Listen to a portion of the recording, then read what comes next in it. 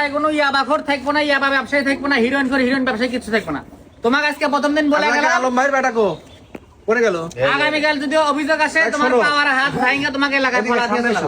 ঠিক আছে, তুমি তো এখন খাইছো একটা ভালো আছে মুখে দাড়ি রাখছো চুলগুলো চেহারা ভালো তুমি ইয়াবা ব্যবসা করে এলাকার মধ্যে।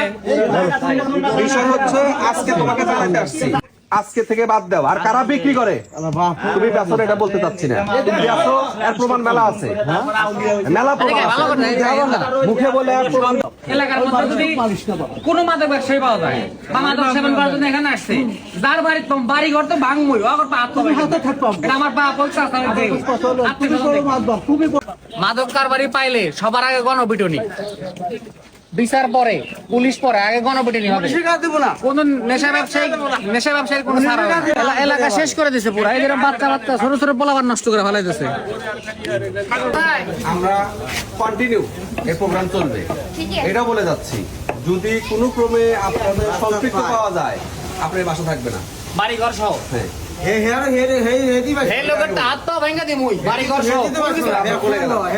শোনেন, এটা কিন্তু যে আমরা আসছি এটা কোনো কথা না।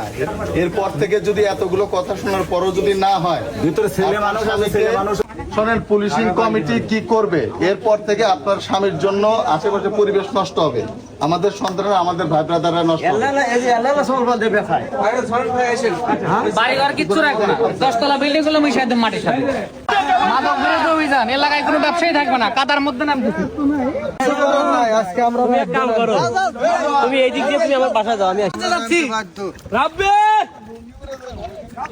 মাদক ব্যবসায়ী আস্তানা থাকবে না এলাকায়, বাড়িঘর সহ উচ্ছেদ করে দিবে। যার এলাকা আপনারা চিরুড়ি অভিযান দেন, যারা যারা মাদকের সাথে জড়িত তাদেরকে ধরে রাস্তার উপরে টানান। সেই দিক থেকে আমরা প্রথম হলো সতর্ক বাণী হিসাবে আপনাদেরকে জানাচ্ছি। যদি সম্পৃক্ত থাকে এবং ধরা পড়েন, তাহলে সাথে সাথে আপনারা বাড়িঘর সহ উচ্ছেদ করে দাও একবারে ভাড়া থাকো। তাহলে ভাই শোনো, তোমার যে বাড়ির মালিক আছে, বাড়ির মালিকের সহ এলাকা থেকে উচ্ছেদ করে দাও। তুমি তো ভাড়াটিয়া, তুমি ঘর ভাড়া নিয়ে এসে ইয়াবা বেচবে, গাঁদা বেচবে, পোলাবান খায় নষ্ট হয়ে যাবো, এগুলা বার দিন না ভাই এলাকা।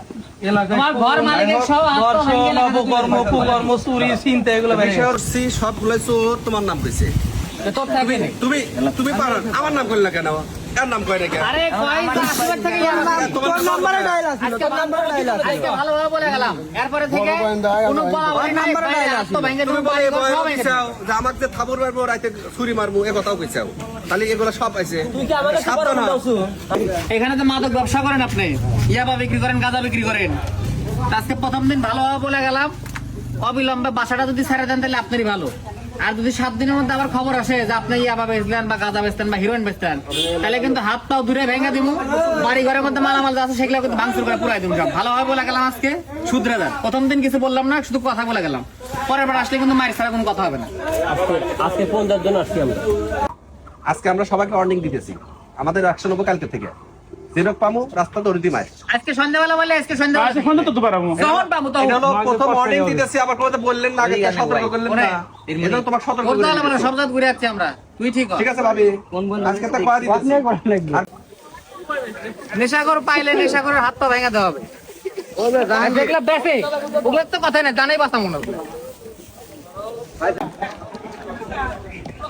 ঠান্ডা এলাকা সব ফাঁকা হয়ে গেছে।